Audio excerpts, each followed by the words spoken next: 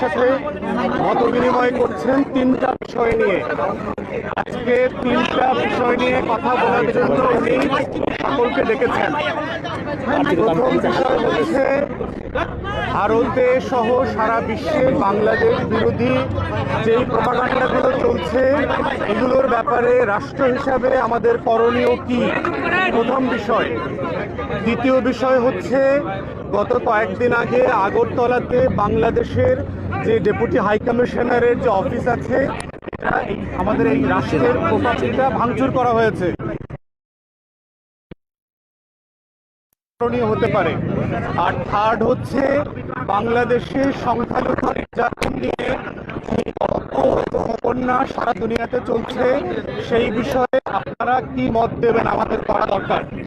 তো আজকের আলোচনাতে নির্বাচন কোনো আলোচনা